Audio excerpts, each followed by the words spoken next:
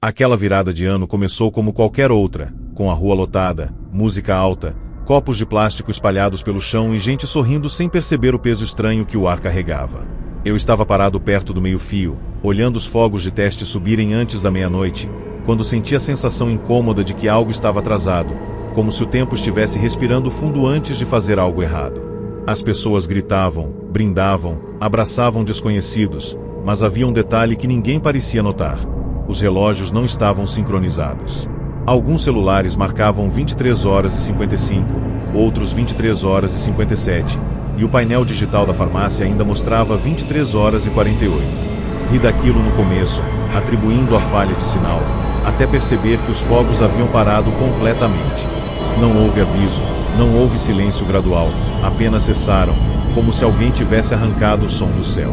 As conversas diminuíram, os risos ficaram nervosos, e naquele instante eu ouvi, muito perto do meu ouvido, um arrastar de passos, lento, pesado, ritmado, como se alguém caminhasse fora do compasso normal do mundo. Quando me virei, vi pessoas paradas, imóveis demais para serem naturais, encarando nada com sorrisos tortos, e ali entendi que aquela noite não estava esperando a meia-noite, estava esperando algo passar. Às 23 horas e 58, um silêncio absoluto tomou conta da rua, um silêncio tão denso que dava para ouvir o próprio sangue pulsando na cabeça. Alguém tentou gritar, mas a voz saiu abafada, distante, como se estivesse debaixo d'água. Os celulares começaram a travar exatamente na contagem regressiva, todos presos no mesmo segundo, e foi aí que percebi que ninguém mais piscava. As pessoas que antes riam agora estavam alinhadas, olhando para frente, com os lábios se mexendo em perfeita sincronia. Elas repetiam a mesma frase, baixa no início, mas cada vez mais clara: já passou, já passou, já passou. Um arrepio percorreu meu corpo quando notei que ainda não era meia-noite. Tentei correr, mas minhas pernas pareciam presas ao chão, como se o asfalto tivesse se tornado lama invisível. Um homem ao meu lado começou a chorar sem mover o rosto, lágrimas escorrendo enquanto ele sorria daquele jeito errado. Quando olhei para o céu, não havia estrelas, não havia lua, apenas um vazio escuro demais para ser noite. E então, como se obedecessem a um comando silencioso, todas aquelas pessoas começaram a inclinar a cabeça ao mesmo tempo, como bonecos quebrados, enquanto o som de passos aumentava atrás de mim, agora múltiplos, circulando, esperando o momento exato de avançar. O relógio do painel da farmácia piscou, fez um ruído seco e pulou direto para 0 hora, sem aviso, sem transição. No mesmo instante, todas as pessoas ao redor caíram no chão simultaneamente, como se alguém tivesse desligado algo dentro delas. Não houve gritos, não houve impacto, apenas corpos largados no asfalto, em posições desconfortáveis, olhos abertos, sorrisos congelados. O pânico tomou conta de mim quando percebi que nenhum deles respirava. Tentei me aproximar de uma mulher caída perto do poste, mas quando toquei em seu ombro senti um frio absurdo, como se ela estivesse morta há dias. Os fogos finalmente explodiram no céu, coloridos, altos, festivos, contrastando de forma grotesca com o cenário de horror ao meu redor. As pessoas que ainda estavam de pé, poucas, começaram a correr sem direção, tropeçando nos corpos, gritando por ajuda que não vinha. Sirenes não soavam, luzes não acendiam, e os prédios pareciam observar tudo em silêncio cúmplice. Foi então que percebi algo ainda pior. Os corpos no chão começavam a desaparecer lentamente, como fumaça sendo sugada para dentro do asfalto, deixando apenas manchas escuras no lugar, como sombras queimadas no chão da rua. Desesperado, corri para longe da multidão, entrando em ruas menores, mas o silêncio me seguia, pesado, opressor. Nenhuma porta abria, nenhuma janela tinha luz, como se a cidade inteira tivesse sido evacuada sem deixar vestígios. Em cada esquina, eu encontrava relógios marcando horários diferentes, todos errados, todos girando para trás ou parados exatamente na meia-noite. Quando finalmente encontrei um grupo de pessoas escondidas dentro de uma garagem, percebi que todas estavam em choque, repetindo a mesma frase: não era para ter virado. Um homem contou, tremendo, que tinha visto algo atravessar a rua no momento da queda dos corpos, uma coisa alta demais, fina demais, que caminhava entre as pessoas caídas, tocando cada uma antes de desaparecer. Uma mulher jurava ter ouvido seu próprio nome sendo sussurrado no meio dos fogos. Ficamos ali por horas, ou pelo menos achamos que eram horas, porque o tempo simplesmente não avançava. Quando alguém tentava sair, voltava segundos depois, pálido, dizendo que a rua levava de volta ao mesmo ponto. A virada tinha acontecido, mas não para nós. Parecia que tínhamos ficado presos no que sobrou. Quando o sol finalmente apareceu, fraco e pálido, acreditamos que tudo tinha acabado. Saímos da garagem com cuidado, esperando encontrar ambulâncias, polícia, qualquer sinal de normalidade. Mas a rua estava limpa demais. Nenhum corpo, nenhuma mancha, nenhum sinal de festa. Era como se ninguém tivesse estado ali. Pessoas começaram a surgir aos poucos, agindo normalmente, desejando feliz ano novo, como se nada tivesse acontecido. Tentamos contar, explicar, gritar, mas ninguém parecia ouvir de verdade. Alguns riam, outros mudavam de assunto, e muitos sequer lembravam onde tinham passado a virada. Ao ligar a televisão, todas as emissoras exibiam a mesma mensagem: virada realizada com sucesso. Nenhuma menção a mortes, apagões ou desaparecimentos. Foi então que notei algo no meu próprio celular. Fotos que eu não lembrava de ter tirado, mostrando a rua vazia às 23h58, pessoas em pé com olhos abertos demais, e no meio delas, eu, parado, sorrindo da mesma forma torta que tinha visto antes. A data das imagens estava marcada como ano inexistente. Desde aquela noite, ninguém mais fala daquele Réveillon. Oficialmente, ele nunca aconteceu. Quem esteve lá evita o assunto, muda de expressão, sente o corpo gelar ao ouvir fogos de artifício. Alguns desapareceram meses depois, outros enlouqueceram tentando provar que algo deu errado na virada. Eu ainda escuto, toda noite de 31 de dezembro, os mesmos passos arrastados se aproximando, a mesma frase ecoando no fundo da cabeça: já passou. Me recuso a olhar relógios quando o ano acaba, porque sei que a meia-noite não é um começo, é uma passagem, e nem todo mundo atravessa do jeito certo. Se você estiver lendo isso perto da virada, preste atenção ao silêncio entre os fogos. Se ele durar tempo demais, não olhe ao redor, não confie nos sorrisos e, principalmente, não espere a contagem terminar. Porque quando o mundo fica quieto demais antes do ano novo, não é o tempo que está mudando, é você que está ficando para trás.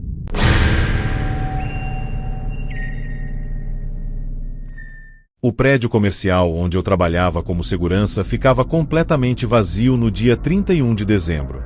Empresas fechadas, luzes apagadas, corredores longos demais para o silêncio que carregavam. Eu sempre pegava esse plantão porque pagava melhor e, até então, nada de estranho havia acontecido.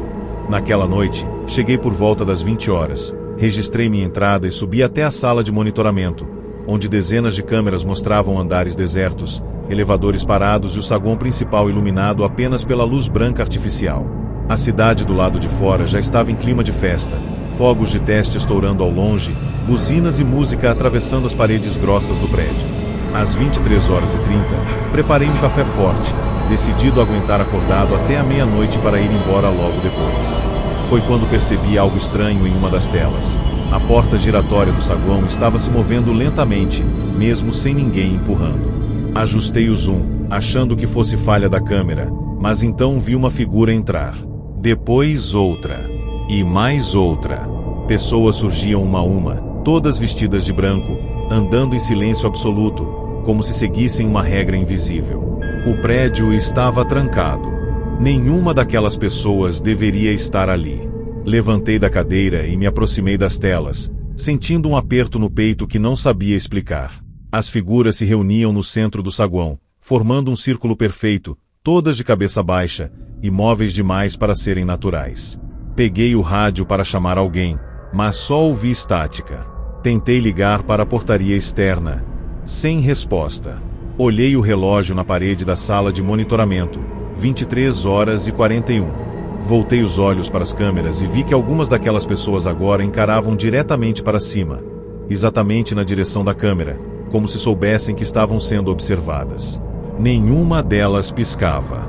Uma mulher levantou lentamente o braço e apontou para o centro do círculo.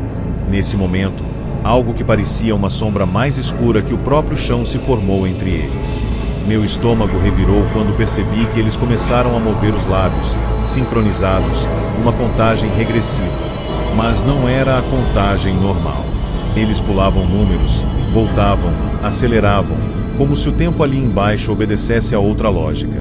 Meu relógio ainda marcava 23 horas e 43, mas no saguão algo claramente avançava mais rápido do que deveria. Decidi descer. Não por coragem, mas porque o pânico de ficar sozinho naquela sala era pior. Peguei a lanterna, o cacetete e entrei no elevador. As portas se fecharam devagar demais, e quando apertei o botão do térreo, o painel piscou antes de mostrar um número que não existia, -1. O elevador desceu além do esperado, rangendo, até parar com um solavanco seco. As portas se abriram direto para o saguão. O ar ali estava gelado, pesado, com um cheiro metálico difícil de respirar. As pessoas de branco continuavam no círculo, agora murmurando a contagem em voz baixa, uma sobreposta à outra, criando um som quase hipnótico. Nenhuma reagiu à minha presença. Olhei para o relógio do meu celular, 23 horas e 59. No centro do círculo, a sombra começou a se alongar, tomando forma, como se estivesse se levantando do chão. Quando o último segundo foi sussurrado, todas as pessoas ergueram o rosto ao mesmo tempo e sorriram. Um sorriso largo demais. Impossível.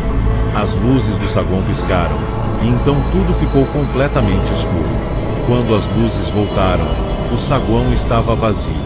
Nenhuma pessoa, nenhum círculo, nenhuma sombra. Apenas o silêncio e o som distante de fogos estourando lá fora. Meu celular vibrava sem parar, travado na tela de 0 hora. O elevador atrás de mim apitou sozinho, como se alguém tivesse acabado de sair. Andei até o centro do saguão, tentando entender se tinha imaginado tudo, quando notei marcas no chão. Pegadas molhadas, como se alguém tivesse caminhado com os pés encharcados, seguindo em direção à escada de incêndio. Segui aquelas marcas com cuidado, sentindo o coração bater na garganta. A escada estava escura, iluminada apenas pela minha lanterna. As pegadas desciam, andar após andar, até sumirem diante de uma porta de ferro que eu sabia não existir ali. Na superfície enferrujada, alguém havia escrito com algo escuro demais para ser tinta: "O ano novo começa para quem fica." Ouvi então um som atrás de mim, passos lentos subindo a escada, muitos passos, sincronizados, repetindo uma contagem que já tinha terminado. Corri. Subi os degraus sem olhar para trás, sentindo o eco dos passos cada vez mais próximos. Quando cheguei ao saguão novamente, a porta giratória estava aberta, algo impossível pelo sistema de segurança. Saí para a rua quase tropeçando, esperando encontrar movimento, pessoas comemorando, polícia, qualquer coisa. Mas a rua estava estranhamente vazia. Fogos ainda estouravam no céu, mas não havia ninguém para vê-los. Carros parados, motores desligados, portas abertas. Voltei correndo para dentro do prédio, apavorado, e subi até a sala de monitoramento. As câmeras estavam todas ligadas, mostrando o prédio vazio. No entanto, em todas elas, havia um detalhe em comum. No canto inferior da tela, onde normalmente aparecia a data, estava escrito 31 de dezembro de 1997. Abri o registro de ocorrências no computador e vi algo que gelou meu sangue. Uma anotação antiga, registrada exatamente no mesmo horário, com meu nome completo, descrevendo o desaparecimento de um segurança durante o plantão de Ano Novo. A data batia. O nome batia. A foto anexada era minha. Fui encontrado horas depois, sentado na calçada em frente ao prédio, em estado de choque. Para mim, tinham-se passado apenas algumas horas, mas segundo os médicos, eu havia ficado desaparecido por quase 3 dias. Ninguém acreditou no que contei. Disseram que eu tive um surto, que confundi datas, que o prédio nunca teve um subsolo -1. Mesmo assim, fui demitido. Hoje, toda virada de ano, eu acordo exatamente às 23 horas e 59, não importa onde esteja. Escuto, vindo de algum lugar impossível de localizar, a mesma contagem irregular, as mesmas vozes sobrepostas. Evito prédios vazios, evito relógios digitais, evito qualquer lugar onde o tempo pareça organizado demais. Porque eu sei que aquele prédio não estava recebendo visitantes. Ele estava fechando ciclos. E algumas pessoas, como eu, não passam a virada. apenas ficam presas entre um ano que acabou e outro que nunca começou.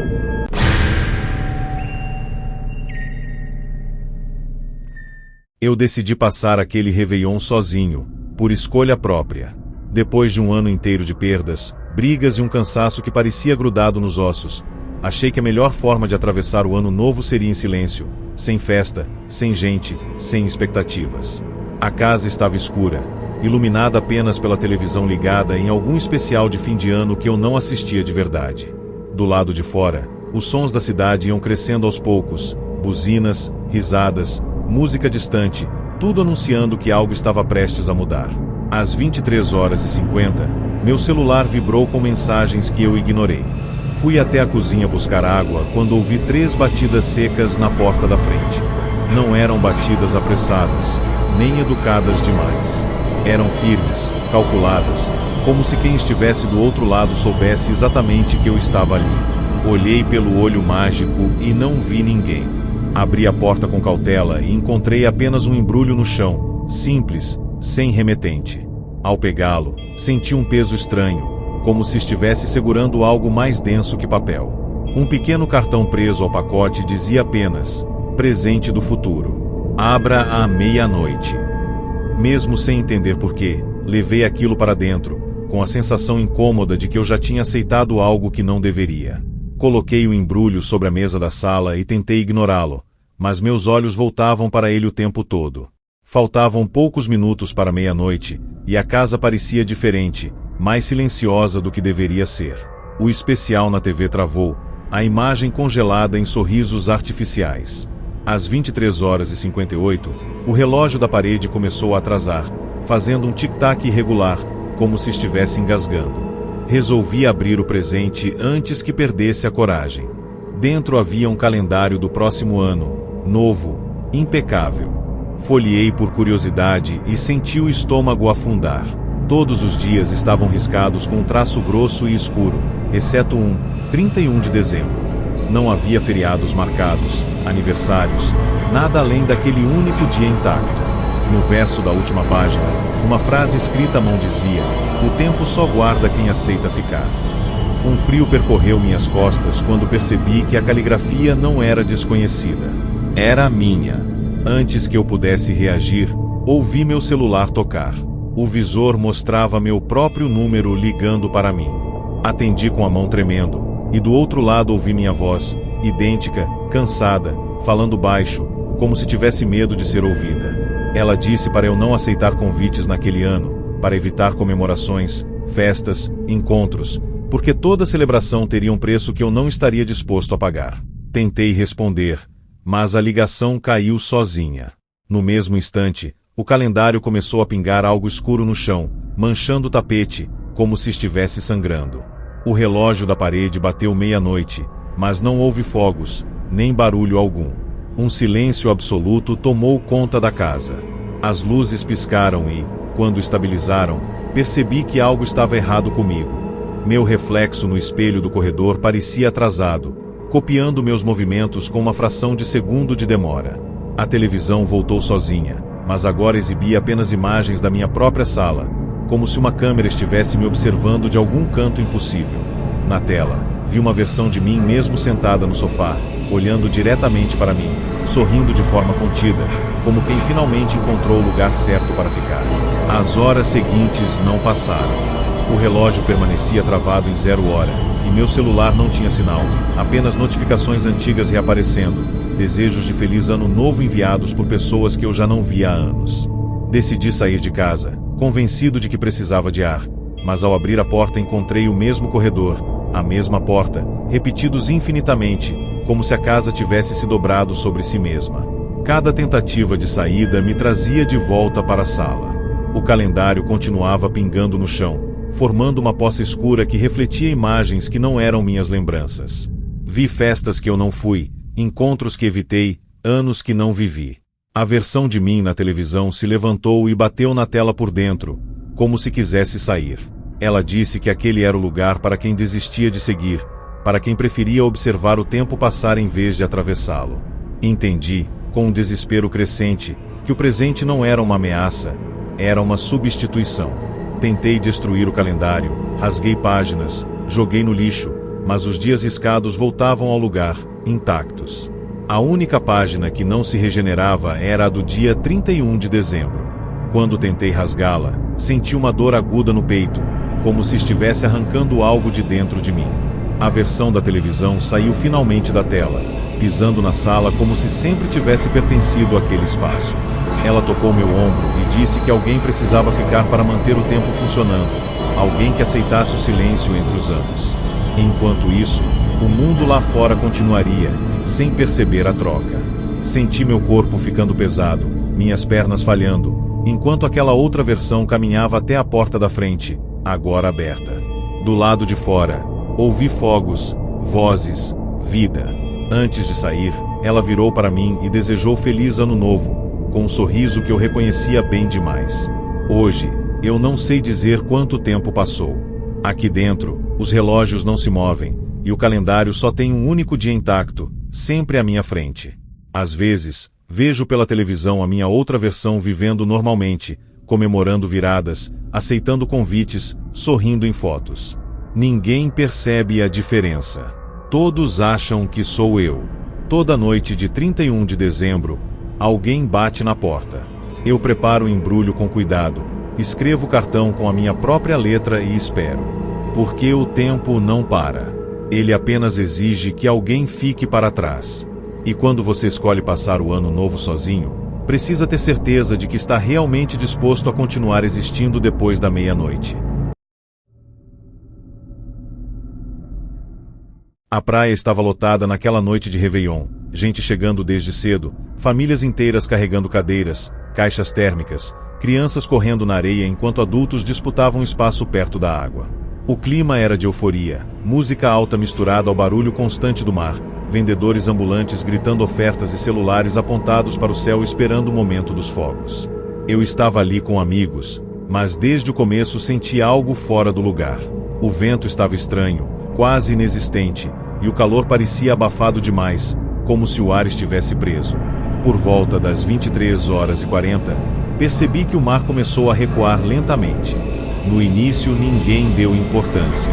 Alguns até riam, dizendo que era um presente para quem queria chegar mais perto da água. Crianças avançavam com os pés molhados, adultos brindavam tirando fotos, enquanto a linha do mar se afastava metros além do normal.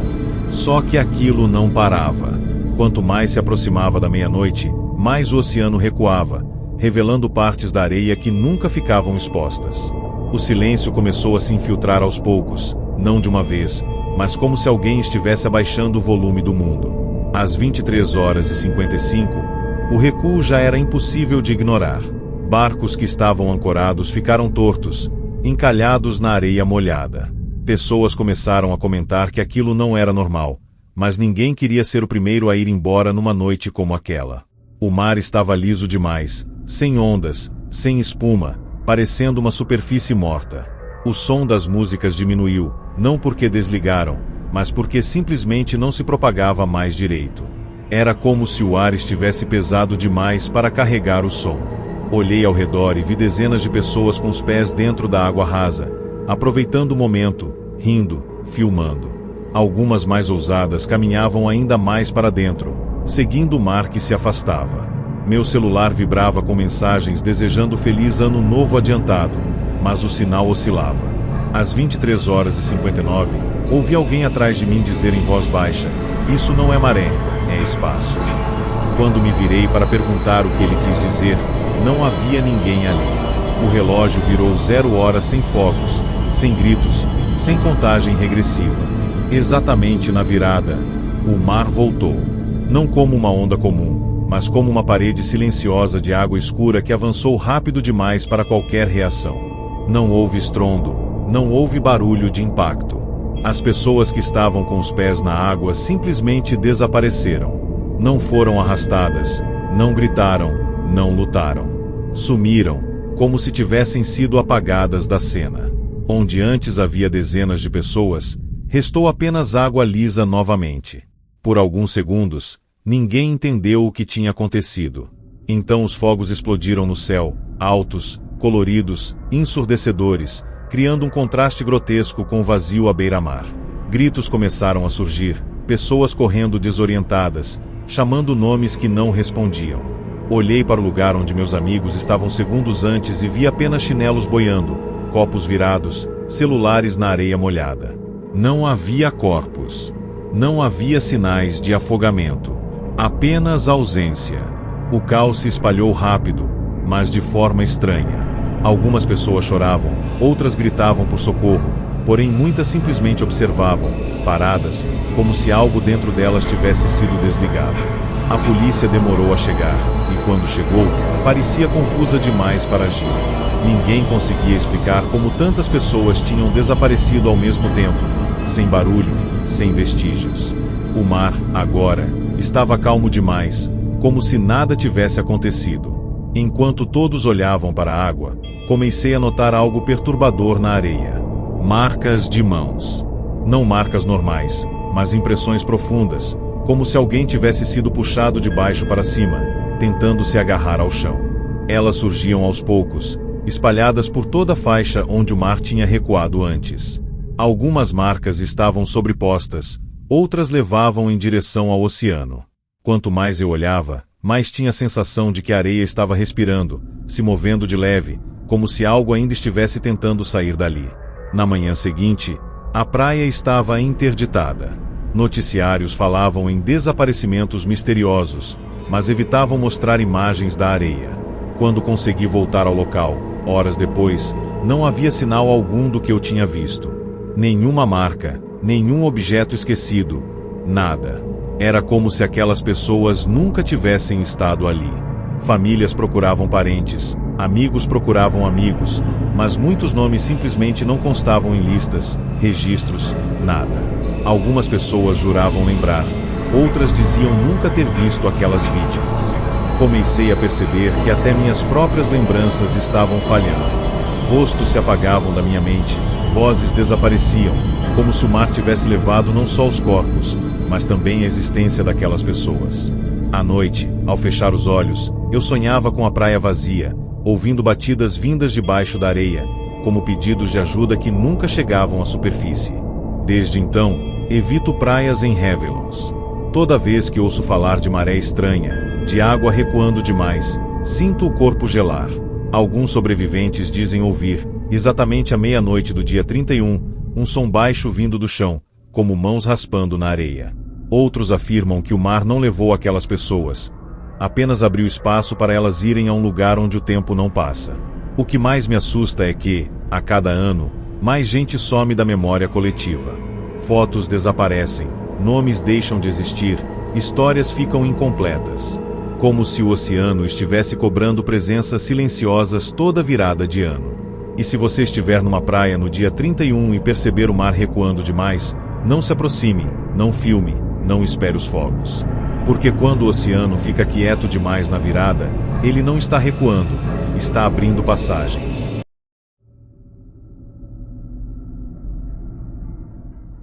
Eu trabalhava como motorista de aplicativo havia pouco mais de 2 anos e já tinha aprendido que o dia 31 de dezembro era sempre estranho. Corridas longas, passageiros bêbados, destinos confusos e aquela sensação constante de que todo mundo estava com pressa de chegar a algum lugar antes que o ano acabasse. Naquela noite, decidi rodar até a meia-noite e encerrar. Às 23h40, aceitei uma última corrida. O endereço de embarque ficava em uma rua residencial comum, bem iluminada, nada fora do normal. Quando cheguei, um homem entrou no banco de trás sem dizer uma palavra. Vestia roupas escuras, estava seco apesar da garoa leve e não demonstrava pressa. Apenas digitou o destino no aplicativo, um bairro antigo, praticamente abandonado, que eu evitava por não render boas avaliações. Pensei em cancelar, mas algo me fez seguir. Assim que comecei a dirigir, percebi que o silêncio dele era pesado demais. Nem o celular ele mexia. Pelo retrovisor, vi que ele olhava fixamente para frente, como se estivesse contando algo invisível no ar.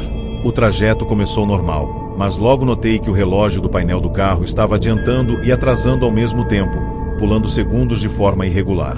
O passageiro, então, começou a sussurrar números. Não era uma contagem tradicional. Ele dizia 43, 20, já foi, ainda não, tudo fora de ordem. Perguntei se estava tudo bem, mas ele não respondeu. Apenas continuou murmurando, agora mais alto, como se estivesse se preparando para um evento importante. Olhei o aplicativo. Faltavam 10 minutos para a meia-noite. O bairro ao redor começou a mudar. As casas ficaram mais antigas, as ruas mais estreitas, a iluminação pública falhava. Era como se eu estivesse dirigindo para um lugar esquecido pela cidade. Quando comentei que aquele bairro estava praticamente deserto, ele respondeu pela primeira vez, em tom calmo, é por isso que funciona.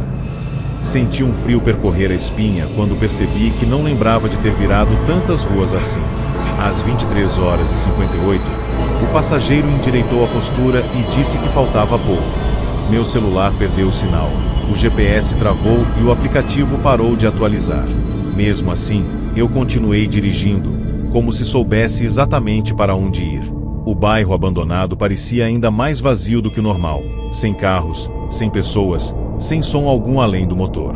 Quando o relógio do painel marcou 0h, ele disse apenas, agora eu posso descer. Puxei o carro instintivamente, confuso, porque não havia endereço algum ali, apenas um portão enferrujado no meio do nada, que eu nunca tinha visto antes. Ele abriu a porta, desceu calmamente e atravessou aquele portão como se não fosse sólido. Não empurrou, não abriu. Simplesmente passou por dentro. Fiquei paralisado, olhando pelo retrovisor, até perceber que o banco traseiro estava completamente molhado, como se alguém tivesse acabado de sair de um rio. Tentei sair dali o mais rápido possível, mas o carro não ligava. O painel piscava, marcando datas aleatórias, anos que não faziam sentido. Quando finalmente consegui dar partida, percebi que a rua pela qual eu tinha vindo não existia mais. No lugar, havia apenas uma estrada de terra escura, cercada por árvores retorcidas. Dirigi sem saber para onde, até que, depois de alguns minutos que pareceram horas, voltei a uma avenida conhecida. Aliviado, parei em um posto para respirar e checar o aplicativo. A corrida constava como finalizada, mas a data me fez gelar, 31 de dezembro de 1997. O valor pago era simbólico, quase zero. Ao tentar reportar o problema, o aplicativo fechou sozinho.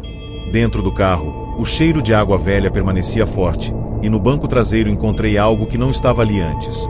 Uma pulseira de Réveillon antiga, desbotada, com o ano 1997 impresso. Nos dias seguintes, tentei esquecer o ocorrido, mas coisas estranhas começaram a acontecer. Toda vez que eu aceitava uma corrida perto da meia-noite, o aplicativo travava. Sonhava com aquele portão enferrujado, com pessoas atravessando para um lado que eu não conseguia ver.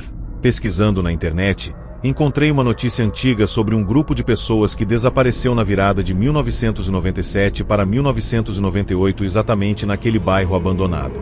Entre os nomes listados, havia o do passageiro que eu lembrava perfeitamente, com a mesma idade, a mesma foto. Dizia que nunca encontraram os corpos, apenas pertences molhados perto de um terreno cercado. Comecei a entender que aquela corrida não tinha sido um erro do sistema. Era um ajuste. Alguém que não tinha atravessado direito precisava voltar exatamente na virada para completar o caminho. Hoje, eu não trabalho mais como motorista, mas toda noite de 31 de dezembro meu celular vibra às 23h40 com uma corrida fantasma. Não aparece endereço, não aparece nome, apenas um tempo estimado que sempre termina à meia-noite. Nunca aceito. Mesmo assim, escuto às vezes uma porta se abrindo atrás de mim, sinto o cheiro de água e ouço alguém sussurrando números fora de ordem. Entendi tarde demais que algumas pessoas não conseguem atravessar o ano novo sozinhas. Elas precisam de carona. E se você for motorista nessa noite, preste atenção no destino, no horário e, principalmente, no passageiro silencioso no banco de trás. Porque quando a virada chega, alguns não querem comemorar, querem apenas voltar para o lugar onde ficaram presos no tempo.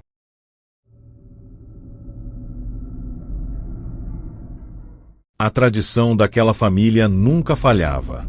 Todo dia 31 de dezembro, eles se reuniam na mesma casa antiga para celebrar a virada do ano, mantendo um ritual que passava de geração em geração. À mesa da sala, cada pessoa escrevia seus desejos para o ano seguinte em pequenos pedaços de papel, dobrava com cuidado e guardava até a meia-noite, quando todos seriam queimados juntos em uma lareira improvisada no quintal. Diziam que aquilo garantia prosperidade, proteção e união. Naquele ano, porém, algo estava diferente desde a chegada. A casa parecia mais escura, mesmo com todas as luzes acesas, e o silêncio entre os cômodos era profundo demais. Enquanto os parentes conversavam e brindavam, eu percebia olhares desconfortáveis, como se todos sentissem o mesmo incômodo, mas ninguém quisesse ser o primeiro a comentar.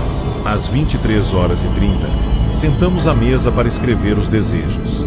Peguei o papel e a caneta, mas antes mesmo de encostar a ponta no papel, senti um arrepio estranho, como se alguém estivesse observando cada palavra antes de ser escrita. Quando todos terminaram, dobramos os papéis e os colocamos em uma caixa de madeira antiga, usada exclusivamente para aquela tradição. Foi então que minha tia, rindo nervosamente, resolveu abrir a caixa antes da hora, apenas por curiosidade. O riso morreu no mesmo instante. Um a um, os papéis foram retirados, e o clima mudou completamente. Todos os desejos já estavam escritos. Não apenas frases genéricas, mas exatamente o que cada um tinha pensado em escrever, com detalhes íntimos, medos escondidos e pedidos jamais ditos em voz alta. O pior não era isso. A caligrafia era estranha, irregular, mas familiar demais. Ninguém conseguia afirmar que não reconhecia aquela letra. Alguns diziam ser parecida com a do avô falecido, outros juravam ver traços da própria escrita. O relógio da sala marcava 23h48, mas o tic-tac parecia acelerar, como se estivesse ansioso. Mesmo assustados, alguém sugeriu seguir com o ritual, acreditando que aquilo fosse apenas uma brincadeira de mau gosto ou uma coincidência impossível de explicar. Às 23h59, fomos para o quintal. A lareira improvisada estava acesa, o fogo dançando de forma irregular, lançando sombras distorcidas nas paredes da casa. Um a um, jogamos os papéis nas chamas. No instante em que o último papel tocou o fogo, algo impossível aconteceu. As chamas se apagaram sozinhas, sem vento, sem aviso, deixando apenas fumaça e brasas fracas. O silêncio se tornou absoluto. Então, das cinzas ainda quentes, novos papéis começaram a surgir lentamente, como se estivessem sendo empurrados de dentro do fogo. Ninguém teve coragem de tocá-los de imediato. Quando finalmente alguém pegou um, leu em voz alta e começou a chorar. Não eram desejos. Eram listas. Nomes completos, acompanhados de datas. A primeira data correspondia exatamente àquela noite. O primeiro nome da lista era de um dos familiares sentados à mesa, sorrindo, brindando, completamente alheio ao que estava escrito ali. O pânico se espalhou. Gritos, discussões, acusações. Alguns queriam sair correndo, outros tentavam negar, dizendo que aquilo era uma pegadinha cruel. O familiar cujo nome estava na lista ria nervosamente, tentando minimizar, dizendo que superstição não matava ninguém. Foi então que percebemos algo errado com ele. Seu sorriso estava travado, os olhos parados demais, e sua respiração parecia lenta, pesada. À meia-noite exata, o relógio da sala soou uma única batida seca, diferente de qualquer outra. O homem caiu no chão sem um grito, sem reação. Tentamos socorrê-lo, ligar para a emergência, mas os celulares não funcionavam. Nenhum sinal, nenhuma linha, apenas estática. Quando verificamos seus sinais vitais, não havia nada. O corpo estava gelado rápido demais para ser natural. Na lista das cinzas, o nome dele havia sido riscado sozinho, como se alguém invisível tivesse acabado de confirmar a escolha. Em desespero, tentamos queimar as listas, rasgar os papéis, jogá-los fora, mas toda vez que desapareciam, reapareciam sobre a mesa da sala, intactos. Outros nomes começaram a surgir abaixo do primeiro, com novas datas ao longo do ano. Cada vez que alguém lia seu próprio nome, sentia um mal-estar imediato, como se algo estivesse sendo arrancado de dentro do corpo. A casa começou a render, as paredes estalavam, e o relógio da sala girava rápido demais, pulando dias e meses. Entendemos tarde demais que aquela tradição não realizava desejos. Ela selecionava. Alguém precisava ser oferecido para que os outros continuassem atravessando os anos sem perceber o custo. A família não celebrava a virada. Ela pagava por ela. E naquele ano, o pagamento tinha sido cobrado à vista. Depois daquela noite, a casa foi vendida às pressas. A família se afastou e a tradição nunca mais foi mencionada. Oficialmente, o homem morreu de causas naturais, exatamente à meia-noite do dia 31. Mas eu sei a verdade. Todo Réveillon, às 23h59, sinto o cheiro de fumaça e ouço o papel sendo dobrado lentamente. Sonho com listas que continuam crescendo, com nomes sendo adicionados ano após ano. Entendi que algumas famílias não fazem pedidos para o futuro, elas negociam com ele. E quando o fogo apaga sozinho na virada do ano, não é falha do ritual.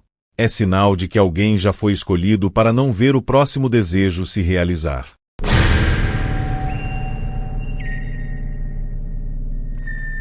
O plantão de Ano Novo no hospital sempre foi estranho, mas naquela noite algo parecia fora do lugar desde o começo. Os corredores estavam silenciosos demais, mesmo com todos os leitos ocupados, e o cheiro constante de antisséptico parecia mais forte, quase sufocante. Eu trabalhava na ala de cuidados intensivos, onde pacientes em coma permaneciam conectados a aparelhos que mantinham o corpo funcionando enquanto a mente parecia distante. À medida que a meia-noite se aproximava, notei que os relógios do setor não estavam sincronizados. Alguns marcavam 23h56, outros 23h58, e um deles permanecia parado em 23h40 desde o início do turno. Comentamos aquilo rapidamente entre a equipe, rindo nervosamente, atribuindo a falhas elétricas comuns em noites de grande movimento. Mesmo assim, havia uma sensação estranha de espera no ar, como se algo estivesse prestes a acontecer e o hospital inteiro soubesse disso. Às 23h55, os monitores cardíacos começaram a emitir sons mais regulares do que o normal, batidas perfeitamente alinhadas, idênticas em todos os quartos da ala. Caminhando entre os leitos, percebi que algo ainda mais perturbador estava acontecendo. Os pacientes em coma, todos em estados diferentes, começaram a apresentar o mesmo padrão nos monitores. Batimentos iguais, pressão idêntica, respiração sincronizada pelas máquinas. Era estatisticamente impossível. Antes que pudéssemos chamar um médico responsável, às 23h59, os pacientes abriram os olhos. Todos ao mesmo tempo. Não houve espasmos, não houve confusão. Apenas abriram os olhos e encararam o teto branco acima deles, imóveis, conscientes demais para corpos que deveriam estar ausentes. Alguns membros da equipe congelaram no lugar, outros começaram a chorar. Tentei falar com um deles, chamando pelo nome, mas não houve resposta. Os olhos não se moviam, não piscavam. Apenas observavam algo que nós não conseguíamos ver. O silêncio era tão pesado que até os monitores pareciam respeitá-lo, emitindo um som baixo e contínuo, perfeitamente estável, sem qualquer variação. À meia-noite exata, todos os monitores ficaram completamente estáveis, linhas retas, sem alarmes, sem quedas bruscas. Era como se o corpo de cada paciente tivesse encontrado um equilíbrio impossível. Alguns segundos depois, todos fecharam os olhos novamente, em perfeita sincronia. Alarmes começaram a disparar ao mesmo tempo, luzes piscando, enfermeiros correndo pelos corredores. Mas era tarde demais. Um a um, os médicos confirmaram o óbito de todos os pacientes daquela ala, registrados exatamente no mesmo horário, 0h do dia 31 para o dia 1º. Não havia falha nos aparelhos, não havia erro humano. Os corpos estavam frios rápido demais, como se a vida tivesse sido retirada de forma precisa, organizada. Enquanto tentávamos entender o que tinha acontecido, notei que os relógios da ala haviam parado. Todos marcavam exatamente meia-noite, recusando-se a avançar sequer um segundo. Nos relatórios médicos, algo ainda mais estranho começou a surgir. Anotações apareciam sozinhas nos prontuários, indicando estado final concluído e ciclo encerrado. Ninguém assumia ter escrito aquilo. As câmeras de segurança mostravam os corredores vazios no momento exato das mortes, sem qualquer presença além dos próprios pacientes. Alguns funcionários relataram ouvir sussurros durante a virada, como vozes baixas recitando números, uma contagem diferente da tradicional. Outros diziam ter sentido mãos frias tocando seus ombros, como um agradecimento silencioso. Um médico mais antigo comentou, em voz baixa, que aquilo já tinha acontecido antes, décadas atrás, sempre na virada do ano, sempre na mesma ala. Segundo ele, o hospital foi construído sobre um antigo sanatório, onde pacientes considerados irrecuperáveis eram mantidos vivos artificialmente por tempo demais. A virada, dizia ele, era o momento em que algo vinha buscar o que estava sendo segurado além da hora. Nos dias seguintes, a direção do hospital tentou abafar o caso. As mortes foram registradas como falhas múltiplas de equipamentos durante uma sobrecarga elétrica inexistente. Funcionários foram orientados a não comentar o ocorrido. Mesmo assim, alguns pediram demissão imediatamente, incapazes de continuar trabalhando naquele lugar. Eu permaneci, mas passei a notar detalhes que antes ignorava. À noite, os corredores da UTI ficavam gelados demais, e às vezes os monitores ligavam sozinhos, exibindo linhas estáveis, como se estivessem conectados a algo invisível. Os relógios substituídos sempre atrasavam, parando por alguns segundos exatamente à meia-noite, todos os dias. E toda vez que passava pela ala onde tudo aconteceu, tinha a nítida sensação de estar sendo observado por olhos que já tinham aprendido a esperar. Hoje, evito trabalhar em plantões de Réveillon. Sei que naquela noite não testemunhamos um erro médico nem um evento sobrenatural isolado. Foi um ajuste, algo que veio equilibrar o tempo, retirar aqueles que estavam presos entre a vida e a morte enquanto o mundo seguia em frente. Às vezes, sonho com os pacientes abrindo os olhos novamente, não no hospital, mas em um lugar silencioso, finalmente liberados. O que mais me assusta é saber que ninguém do lado de fora percebeu. O ano virou, as pessoas comemoraram, brindaram, fizeram planos. E, em algum lugar, exatamente à meia-noite, algo decidiu quem atravessaria para o próximo ano, e quem já tinha esperado tempo demais para continuar.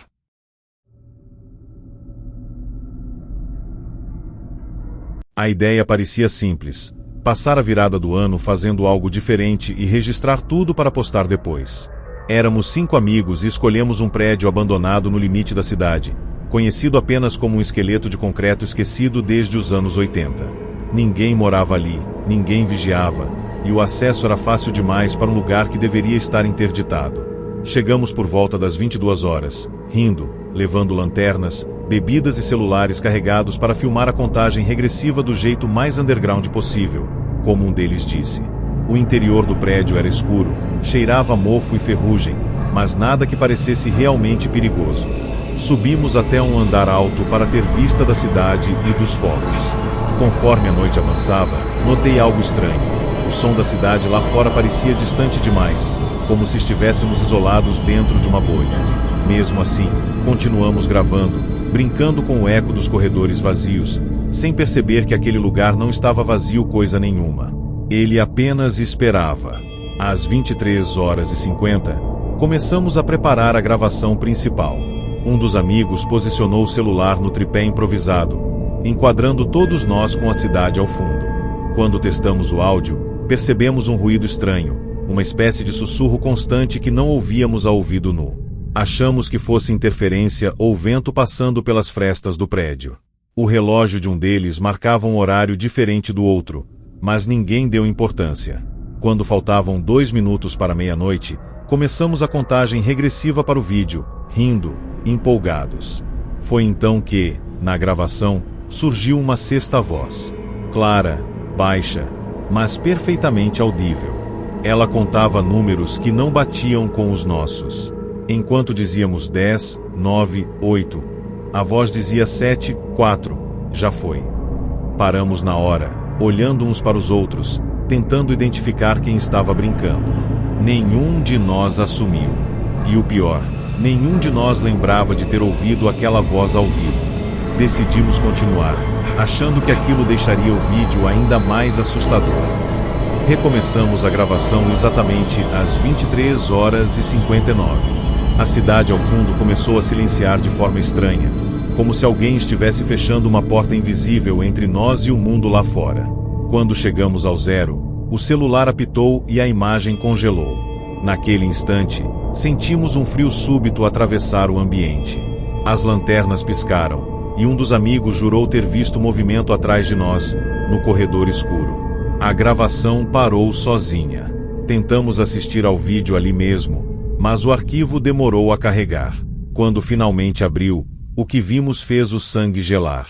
Atrás de nós, ocupando todo o espaço do corredor, havia uma multidão silenciosa.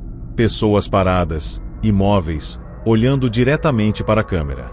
Todas vestiam roupas de Réveillon, mas de épocas diferentes. Ternos antigos, vestidos fora de moda, estilos que não pertenciam ao mesmo tempo. Nenhuma delas sorria. Enquanto assistíamos ao vídeo, ouvimos um som metálico ecoar pelo prédio. Um estrondo seco, seguido de algo que parecia uma porta sendo trancada à distância. Corremos para a escada por onde tínhamos subido, mas ela não levava a lugar algum. Cada andar era idêntico ao outro, repetindo o mesmo corredor, as mesmas paredes descascadas, como se estivéssemos presos em um loop. O som da contagem voltou, agora ecoando pelos corredores, misturado a passos lentos, coordenados. Tentamos ligar para alguém, mas os celulares só gravavam vídeos sozinhos, como se algo quisesse ser registrado. Em uma das telas, vimos a multidão se aproximando, passo a passo, sem pressa. Não corriam.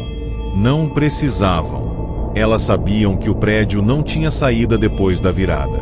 A contagem não era para celebrar. Era para fechar.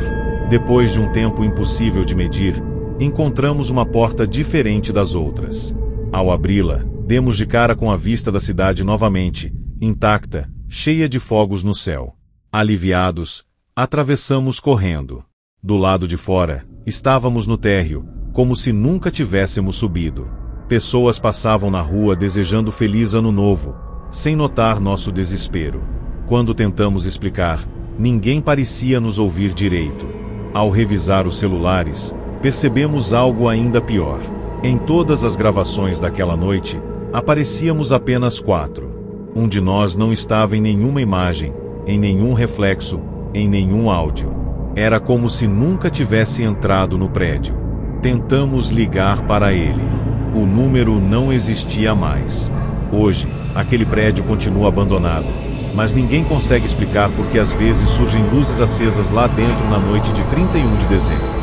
O amigo que desapareceu não consta em registros, redes sociais, fotos antigas. Só nós lembramos dele. E toda virada de ano, exatamente à meia-noite, recebo no celular um vídeo curto, enviado de um número desconhecido. É a gravação da contagem regressiva, sempre igual, sempre com aquela sexta voz contando errado. No final, antes da imagem congelar, dá para ouvir um sussurro claro demais. Ainda falta um. Desde então, nunca mais comemoro a virada em grupo. Porque eu sei que alguns lugares não servem para festejar.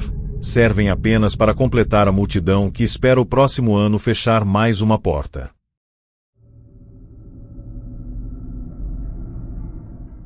Eu estava dirigindo na noite do dia 31, voltando para casa depois de uma visita rápida à família, quando percebi que quase todos os carros ao meu redor estavam sintonizados na mesma estação de rádio.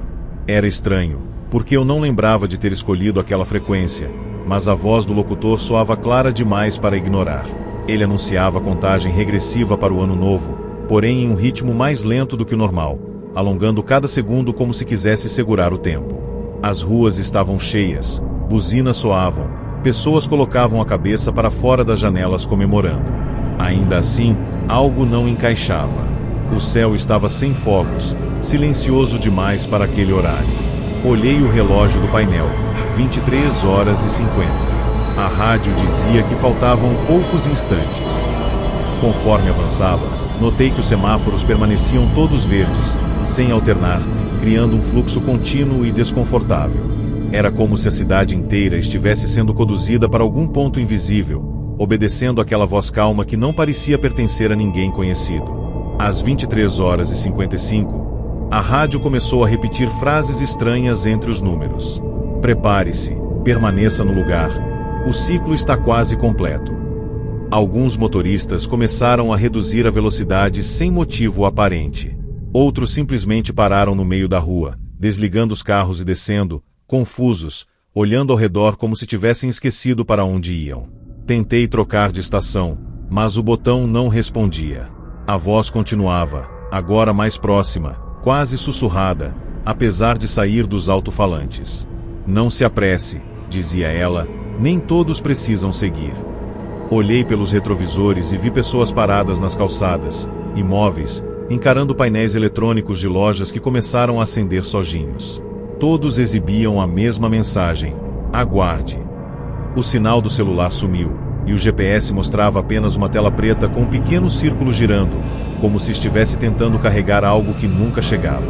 Quando a rádio anunciou faltam 10 segundos, percebi que o relógio do painel marcava algo impossível, 23 horas e 59 por tempo demais.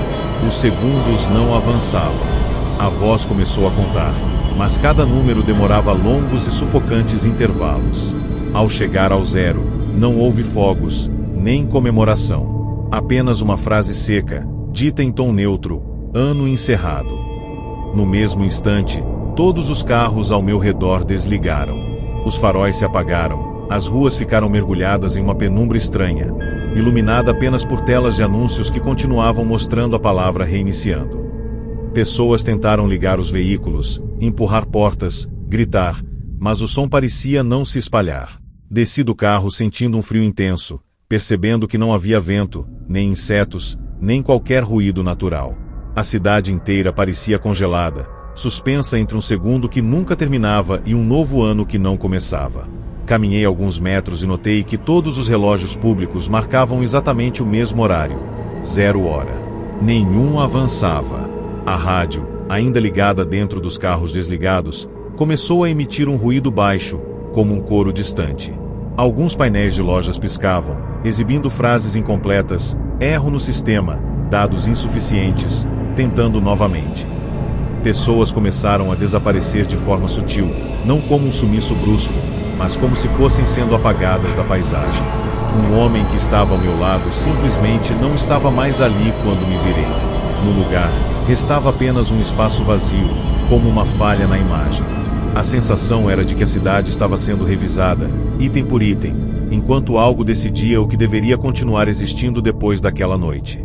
Depois de um tempo impossível de medir, ouvi a rádio voltar com a voz do locutor, agora mais distante. Ele dizia que o processo estava quase concluído e que nem todos os dados seriam migrados. Um arrepio percorreu meu corpo quando entendi que não se tratava apenas de um apagão. Aquilo era uma seleção. Pessoas que estavam paradas demais, perdidas demais, esquecidas demais, simplesmente não eram levadas adiante. Tentei correr, mas o espaço parecia elástico, me puxando de volta ao mesmo ponto. Em uma vitrine escura, vi meu reflexo falhar, piscando, como uma imagem prestes a ser deletada. Pensei em tudo que não terminei, em tudo que deixei para depois, sentindo um medo profundo de ser considerado incompleto. Foi quando as telas começaram a apagar, uma a uma, e a palavra reiniciando sumiu. De repente, o barulho dos fogos explodiu no céu, alto e vibrante. Os carros voltaram a ligar, pessoas reapareceram confusas, abraçando-se, comemorando como se nada tivesse acontecido. O relógio do painel avançou para 0 hora e 1. A rádio tocava música animada, sem qualquer menção ao que havia ocorrido. Para todos, o ano tinha virado normalmente. Para mim, algo tinha ficado para trás. Até hoje, toda vez que passo por painéis eletrônicos à noite, vejo por um segundo a palavra reiniciando piscar antes de mudar de anúncio. E às vezes, no rádio do carro, ouço aquela mesma voz dizendo baixinho que o processo nunca termina de verdade. Porque toda virada de ano, a cidade tenta seguir em frente, mas nem todos são carregados junto com ela.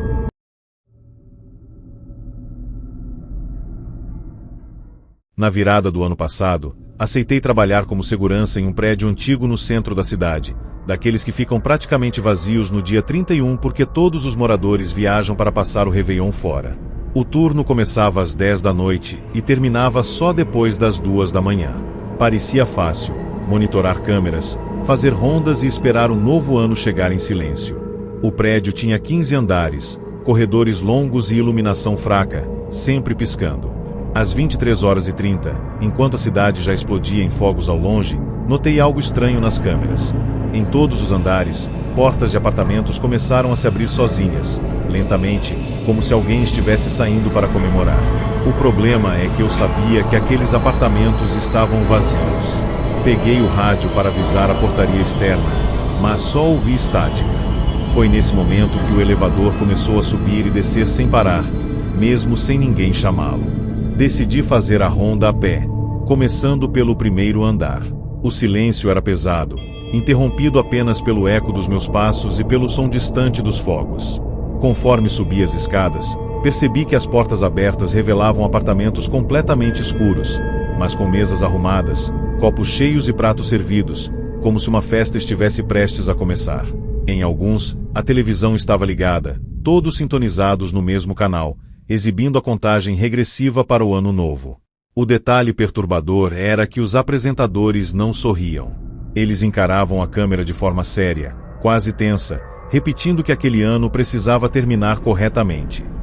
Quando cheguei ao 7º andar, ouvi passos acima de mim, lentos, arrastados, acompanhando meu ritmo de subida. Às 23h55, o prédio inteiro começou a vibrar levemente, como se algo estivesse despertando em suas paredes. As luzes dos corredores se apagaram e acenderam de novo, mas agora tinham um tom amarelado, antigo, como iluminação de décadas atrás. O elevador parou em um andar acima de mim e as portas se abriram com um rangido longo. De dentro, saiu um grupo de pessoas vestidas de branco, todas olhando para frente, sem falar, sem reagir à minha presença. Elas caminhavam em direção aos apartamentos abertos, entrando um por um.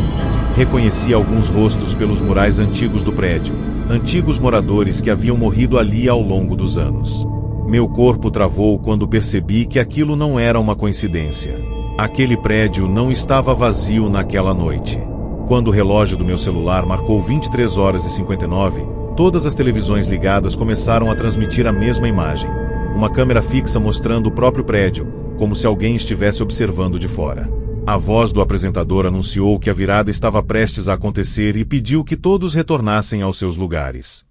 As pessoas de branco começaram a sair dos apartamentos e se alinhar nos corredores, imóveis, encarando as telas invisíveis à frente. Eu tentei descer correndo, mas as escadas pareciam se estender infinitamente. O prédio rangia, respirava, como se estivesse vivo. A sensação era de que eu estava dentro de algo que se preparava para fechar um ciclo, e eu não fazia parte dele. No momento em que a contagem regressiva começou, percebi que alguns apartamentos estavam sendo fechados à força, como se paredes invisíveis se movem. As pessoas que não conseguiram entrar a tempo começaram a desaparecer, dissolvendo-se no ar, deixando apenas roupas caídas no chão. A voz da televisão dizia que nem todos os registros seriam mantidos. Entendi, com horror, que aquela virada de ano era uma espécie de reunião final, um acerto de contas do prédio com aqueles que morreram ali. Quem não estava em seu devido lugar simplesmente era apagado. Quando o zero foi anunciado, senti um puxão forte, como se algo tentasse me arrastar para dentro do prédio, me tornando parte daquele ritual silencioso. Acordei no chão da portaria 0h10, com o som dos fogos ecoando intensamente do lado de fora. As câmeras funcionavam normalmente, mostrando corredores vazios e portas fechadas. O prédio parecia novamente abandonado. Ninguém acreditou no meu relato, disseram que eu devia ter cochilado. Mas, ao ir embora, notei algo que nunca consegui explicar. Na lista de antigos moradores afixada no mural, havia um nome novo no final. O meu. Desde então, eu evito passar o ano novo em prédios antigos. Porque aprendi, da pior forma possível, que alguns lugares fazem questão de garantir que ninguém fique de fora quando o ciclo se fecha, nem mesmo os vivos.